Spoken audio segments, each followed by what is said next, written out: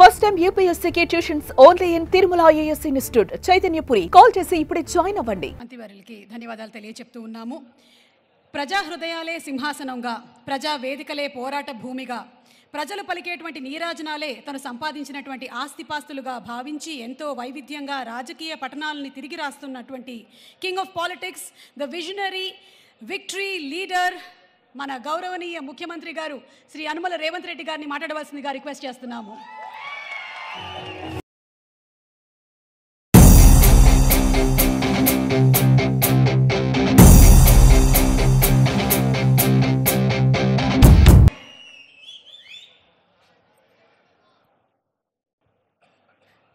మిత్రులారా, ఈరోజు ఒక మంచి ఎకో టూరిజం పార్క్ను ప్రారంభించడానికి,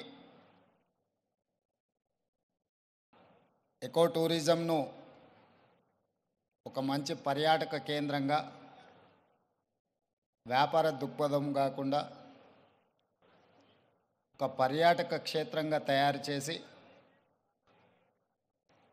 రామ్దేవ్ గారు దాదాపుగా 25 సంవత్సరాల తన అనుభవాన్ని, ఆదాయాన్ని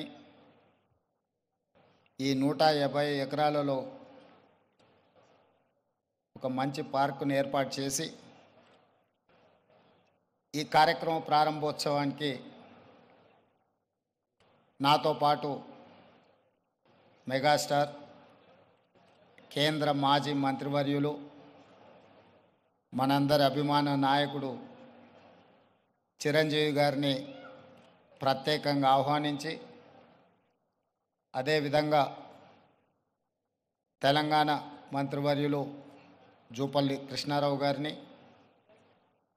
అదేవిధంగా చీఫ్ విప్ శాసనమండలి పట్నం మహేందర్ రెడ్డి గారిని, లోక్సభ సభ్యులు మిత్రుడు సీఎం రమేష్ గారిని, రాజ్యసభ సభ్యులు అనిల్ కుమార్ యాదవ్ గారిని, శాసనసభ్యులు మల్రెడ్డి రంగారెడ్డి గారిని, స్థానిక శాసనసభ్యులు కాలే యాదయ్య గారిని, ఇతర రంగారెడ్డి జిల్లా నాయకులందరినీ ఆహ్వానించి ఒక మంచి కార్యక్రమాన్ని ఏర్పాటు చేయడం జరిగింది.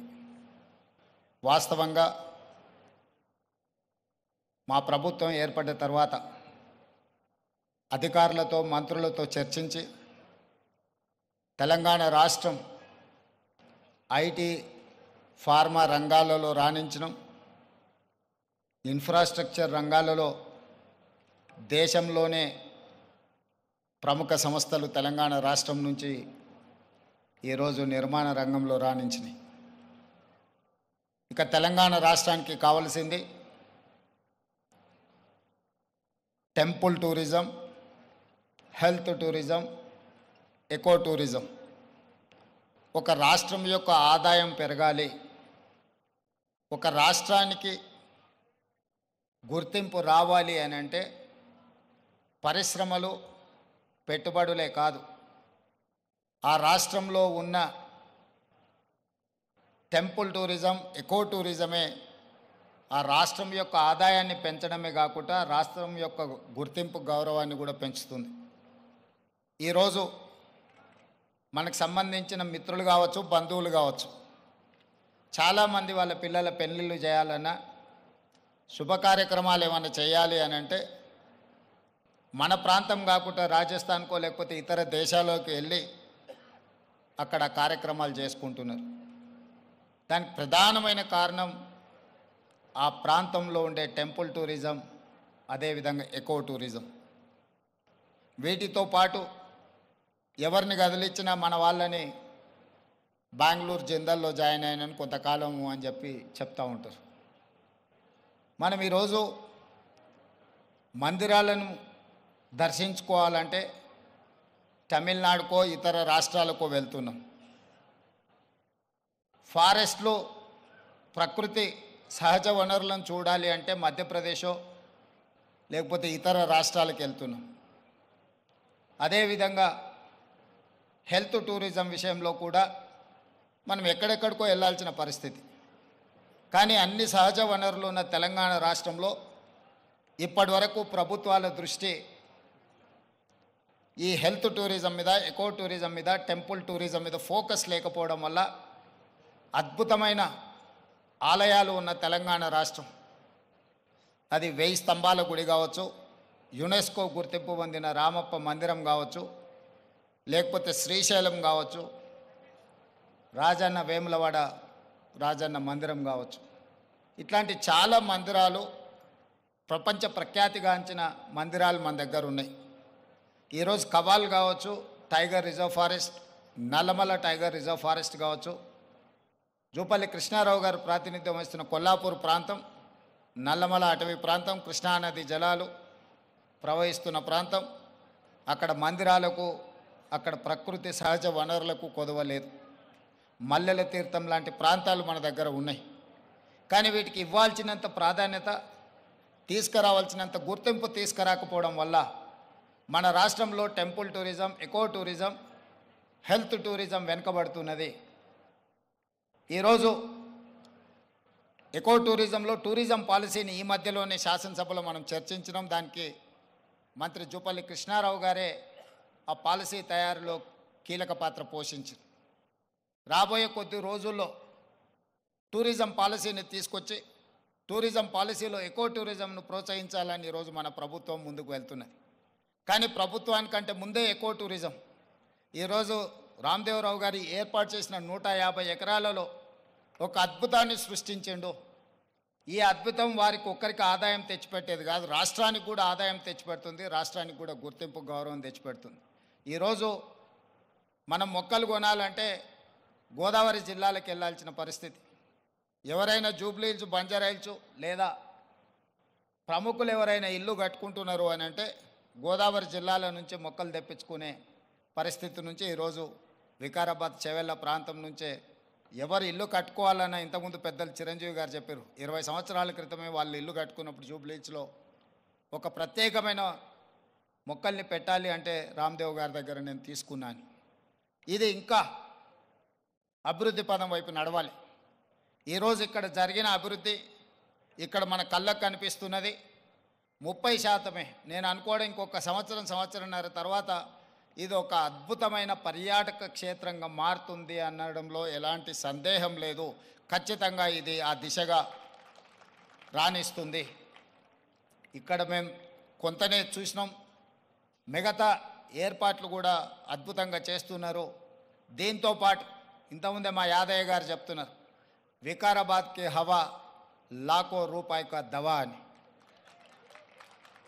వికారాబాదులో ఉన్న అడవిని ఆనాడు నిజాం సర్కార్ మెడిసినల్ ప్లాంట్స్ పెట్టి మీకు మొత్తం తెలంగాణ రాష్ట్రంలో ఉండే టెంపరేచర్ కంటే చిరంజీవి గారు వికారాబాద్లో వికారాబాద్ అటవీ ప్రాంతంలో 2-3% టెంపరేచర్ తక్కువ ఉంటుంది. లెప్రసీ వచ్చిన వీళ్ళని తీసుకొచ్చి ఇక్కడ వికారాబాద్ ప్లాంటేషన్ అక్కడ వదిలేస్తే 2 monthsలో ఆటోమేటిక్ ఏ ట్రీట్మెంట్ అవసరం లేదు. ఇక్కడ ఉండే ప్రకృతి సహజ వనరుల వల్ల వాళ్ళకి ఆ రోగం నివారించబడుతుంది. గతంలో మెడికల్ ట్రీట్మెంట్ లేనప్పుడు ఎవరికైనా లెప్రసీ వస్తే వాళ్ళ కుటుంబ సభ్యులను ఇక్కడ తీసుకొచ్చి వికారాబాద్లో వదిలేస్తే 2-3 నెలల తర్వాత వాళ్ళని మళ్ళీ తీసుకెళ్తే వాళ్ళు టీబీకి సంబంధించి ఏ సమస్య వచ్చినా ఇక్కడ ఆ కుటుంబ సభ్యులను వదిలేసిపోతే 2-3 నెలలలోనే ఆటోమేటిక్ ఇక్కడున్న ప్రకృతి సహజ వనరులతో వాళ్ళకి తగ్గిపోయేది. అంటే ఈ ప్రాంతానికి ఒక ప్రత్యేకత ఉన్నది. అందుకే ఈరోజు జిందాల్ లాంటి వాటికి ఎక్కడికో వెళ్ళడం కాదు, ఇక్కడనే పెద్ద పరిశ్రమలకు సంబంధించిన వ్యక్తులు తొందరలోనే ఇక్కడ పెద్ద ఎత్తున ఏర్పాటు చేయబోతున్నారు వికారాబాద్ ప్రాంతంలో. మొన్ననే దావోస్లో అగ్రిమెంట్ చేయడం జరిగింది. తొందరలో వికారాబాద్ ప్రాంతాన్ని ఎకో టూరిజంలో పూర్తి స్థాయిలో అభివృద్ధి చెయ్యాలని ప్రభుత్వం ఏదైతే అనుకుంటుందో ఒక అడుగు ముందు ప్రభుత్వానికంటే రామ్దేవ్ గారు వేసి ఇంత మంచి వ్యవస్థని ఇక్కడ ఏర్పాటు చేసిండు. తొందరలో ఈ ప్రాంతం యొక్క అభివృద్ధికి ఇది ఒక ప్రాతిపదిక అవుతుంది. అందుకే ఈరోజు ఈ నిర్వాహకులను, రామ్దేవ్ గారిని మనస్ఫూర్తిగా తెలంగాణ రాష్ట్ర ప్రభుత్వం అభినందిస్తుంది. ఇంకా రావాలి ఇట్లాంటి పర్యాటక క్షేత్రాలు. ఇదొక వ్యాపార కేంద్రంగా కాకుండా పర్యాటక క్షేత్రంగా కూడా రాణిస్తుంది అనడంలో ఎలాంటి సందేహం లేదు. ఈరోజు నాతో పాటు చిరంజీవి గారు, సీఎం రమేష్ గారు, మా మంత్రులు, శాసనమండలి సభ్యులు, శాసనసభ్యులు అందరు రావడం, ఇట్లా కార్యక్రమం రోజువారీగా ఎన్నో రాజకీయ కార్యక్రమాలలో పాల్గొంటుంటాం. కానీ ఈ కార్యక్రమంలో పాల్గొనడానికి ఒక ప్రత్యేకత ఉన్నది. ఈ ప్రత్యేకత రాష్ట్రం యొక్క ఆలోచనకు అనుగుణంగా ఉన్నది. ఈరోజు రాష్ట్ర ప్రభుత్వం ఏదైతే ఎకో టూరిజం పాలసీలో ఇలాంటి పార్కులు మేము డెవలప్ చేయాలనుకుంటున్నామో, రాబోయే రోజుల్లో ఖాళీ వరి పండించడమే కాదు, ఇతర కమర్షియల్ క్రాప్స్ వైపు ఈరోజు వనాలు, ప్రకృతి వనాలను పెంచడానికి కూడా రైతులను ప్రోత్సహించడానికి ప్రభుత్వం వైపు నుంచి ప్రణాళికలు ఉన్నాయి. వాళ్ళందరికీ కూడా ఇలాంటి వ్యాపార కేంద్రాలు ఉంటే రైతులు పెంచే మొక్కల్ని కొనుగోలు చేయడానికి అవకాశం ఉంటుంది. 1,000,000 మొక్కల్ని తెలంగాణ రాష్ట్ర ప్రభుత్వం పెట్టాలంటే ఎక్కడనో ఒకడ గ్రామాల దగ్గర ఆ మొక్కలను పెంపడానికి క్షేత్రాలు ఇస్తున్నాం. కానీ 6 నెలలు, సంవత్సరమే పెంచితే అవి మేము నాటినప్పుడు 20-30% కంటే ఎక్కువ బ్రతకడం లేదు. అందుకే రాబోయే రోజుల్లో మా మంత్రి గారికి సూచన చేస్తున్నా, అదేవిధంగా ఫారెస్ట్ మినిస్టర్ గారికి కూడా నేను ఆదేశాలు ఇస్తా. 2-3 సంవత్సరాలు పెంచిన మొక్కల్ని తీసుకెళ్ళి నాటితే మొక్కలు బతకడానికి ఎక్కువ అవకాశం ఉంటుంది.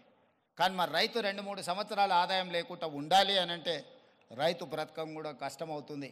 అందుకే దానికి తగ్గట్టుగా ధర చెల్లించి రాష్ట్ర ప్రభుత్వమే కొనుగోలు చేసి రాష్ట్ర ప్రభుత్వం నాటే హరితహారం మొక్కల్ని 3 సంవత్సరాలు 4 సంవత్సరాలు పెంచిన పెద్ద మొక్కల్ని నాటితే అది ఒక్క సీజన్లో మనం కాపాడుకోగలిగితే చాలు, అది తప్పకుండా చెట్టుగా వృక్షంగా మారే అవకాశం ఉంటుంది. అందుకే రాబోయే రోజుల్లో ప్రభుత్వం యొక్క విధి విధానాలను చర్చించుకొని వాటిని సవరించుకొని తెలంగాణ రాష్ట్రాన్ని ఒక ప్రకృతి వనంగా మార్చాలని, అక్కడ రామయ్య గారు ఉన్నారు, ఒక సామాన్యమైన రైతు.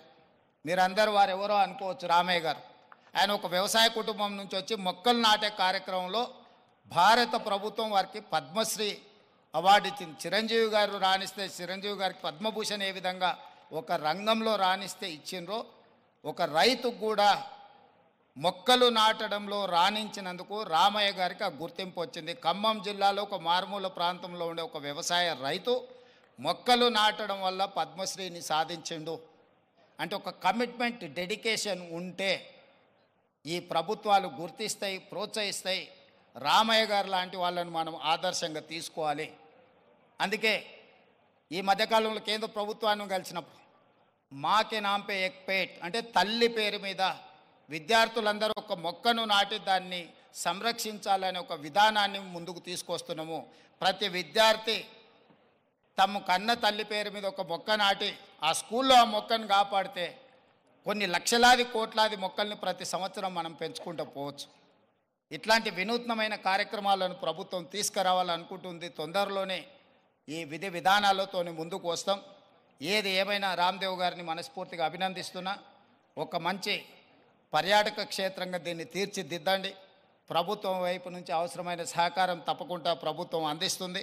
మంత్రి జూపల్లి కృష్ణారావు గారు, స్థానిక శాసనసభ్యులు యాదయ్య గారు, మహేందర్ రెడ్డి గారు ఉన్నారు.